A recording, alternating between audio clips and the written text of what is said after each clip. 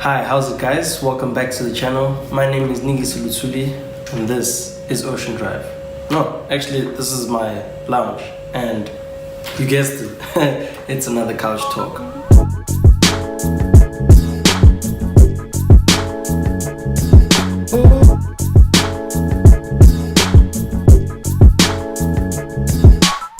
So today we'll be looking at the new McLaren Speedtail.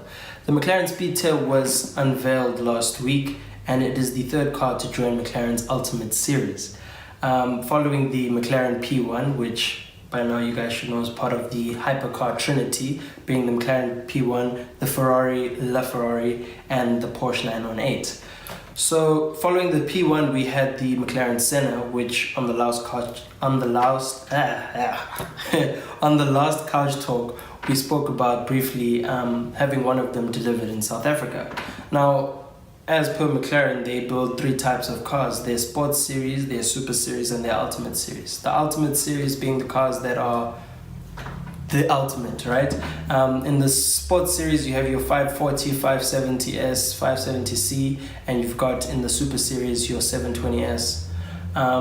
So the Speedtail is by far the fastest production McLaren that they make, eclipsing even the McLaren F1, of which its seat configuration is based. So you've got the driver front and center and two passengers either side of him, which is quite an iconic layout, which was only ever seen in the McLaren F1, which was their previous fastest car. So a couple of things kind of harking back at that car. So basically McLaren's mantra is everything for a reason, and we can see that in the design of this car. If you look at it, it's got a design of its own. It's very sleek, very elegant, and this is, as McLaren claims, their first Hyper GT.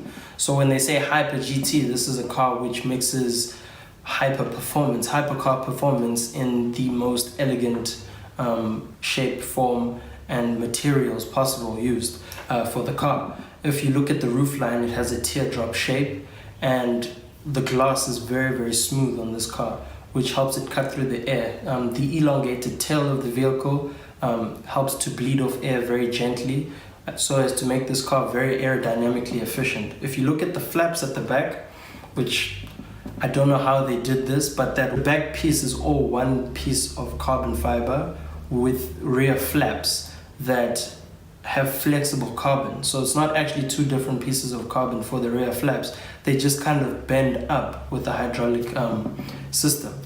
So this is really McLaren showing off what they can do in terms of technology, aerodynamic technology, what they can do with materials and stuff like that. And also there's a bespoke nature to the car, which has not been seen in McLaren vehicles thus far. They've got a new technique of layering the carbon fiber and then milling out different shapes and designs to get different components of the car, which gives the carbon fiber a sort of wood-like texture or kind of look, graininess to it, which it's like something that you can only find on a McLaren at the moment. So yeah, this is their Hyper GT. There's only going to be 106 of them being made, which is akin to the McLaren F1, which also only had 106 examples. And yeah, if you can afford it, I think it's about £2.5 million stock, just, you know, if you've got that kind of money, cool. But that doesn't help too much because they've all been sold out.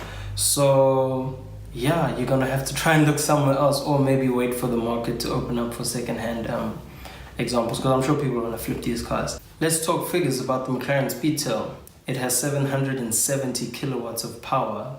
It can reach 300 from a standstill in 12.8 seconds. 12.8 seconds. That's quicker than a Datsun Go getting to 100.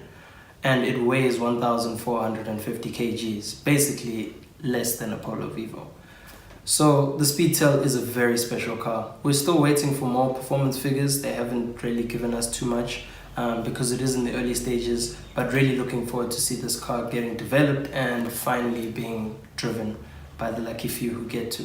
So yeah, McLaren Speedtail, one to look out for. Hopefully someone in South Africa is going to get one, since 10 people got the Senna. So I'm pretty sure maybe one of them could get their hands on a Speedtail. I hope so. Maybe we'll be seeing that soon. And yeah, which brings us on to the Aston Martin Valkyrie. What can I say? This is a very, very cool car. One of the cars that I've been looking forward to see, along with another special car, which I'll touch on after this. The Aston Martin Valkyrie has been made in partnership with Red Bull Racing F1 team. So basically you can tell that this is going to be something special. Its brief was basically to be an F1 car for the road. And yeah, it kind of looks like it. If you can see, the cockpit area is like a teardrop shape, and every other element that kind of bulges out, like the wheels as well, has got that teardrop shape. So if you're looking aerodynamically from the top, at least, it does look kind of smooth and sleek to kind of cut through the air. I think it's underneath that you start to realize that, yeah, there's a whole lot more aerodynamic trickery that's going on. And that's thanks to Red Bull in part, because this is their game. Formula One teams really have to get their aerodynamics on point in order to maximize their chances in the championship. So yeah, on that side, I think they've got it covered. It looks amazing. And the pictures that were leaked, the color scheme that they used really looks great. Obviously showing how well Aston Martin can do paint, because we do know that they are a bespoke, they pride themselves in being a bespoke kind of company. And their paintwork obviously looking amazing, from that light blue fading into the dark blue. I love it. Let me give you some stats about the car. 6.5 litre naturally aspirated V12. This is supported by electric motors, a hybrid electric system rather, should I say, with electric motors. This has been developed by Rimac, the engine by Cosworth, and they're doing their tires with Bridgestone. So it really looks like an interesting car. The output is going to be 820 kilowatts, and it's going to cost you around 2.5 million pounds. Seems like this 2.5 million pounds is popular because even the Speedtail is 2.5 million. This is 2.5 million. I wonder what else is going to cost that much. So at the moment, the Aston Martin's biggest rival in this segment of Formula One cars for the road is the AMG 1. Yes, the Mercedes-AMG 1, previously known as the Project 1, but AMG scrapped Project and said it is the Mercedes-AMG 1. This is the car that I really, really want to see. So as much as Aston Martin is a wonderful mark and they stand for really cool designs, and I mean their cars are amazing, it's just, you know, what can Mercedes do? They've been doing so well with Formula One. Imagine if they could take all of that and put it on the road, which is exactly what they're doing with the Mercedes 1, which is supposed to be like the Aston, an F1 car for the road. Now, this car is closer to that brief than the Aston, in the sense that it uses an actual Formula One powertrain. It uses the same 1.6 litre turbo hybrid engine from the 2016 W07 Mercedes-AMG Formula One car. Yep, that's right, the same car that Lewis Hamilton and Nico Rosberg drove in the 2016 championship. Nico Rosberg went on to win that championship, and Mercedes the Constructors' championship in the same car. So this car is worth 2.5 million pounds. Yeah, that kind of seems to be the, you know, the kind of price range for these hyper cars and stuff like that. They're there, 2.5 million pounds. 0 to 200 in 6 seconds flat, which is quicker than a Bugatti Chiron. I mean, Chiron does it in 6.5 seconds, and that's not slow. Like, I think a Golf GTI does 0 to 100 in 6.7 or something like that. Correct me if I'm wrong. But yeah, you can see these cars are kind of in a league of their own, and I think that's exciting to see something like that being made from a Formula One perspective, and they're bringing all of that technology and know-how and putting it on the road, which is, it's just amazing. It's nice to see things like that, because that means you may not notice it, but that means down the line, maybe 10 years down the line, the same kind of technology we're seeing in these hypercars, we're going to get in normal supercars or sports cars even, if we're lucky. And guess what? Even our hot hatches are going to get as smart as the current generation of supercars. So everything kind of trickles down, which is exciting to see. And yeah, definitely looking forward to that. Speaking of Mercedes and the championship, Lewis Hamilton finally did it, like I said he would. He is now a 5-time world champion.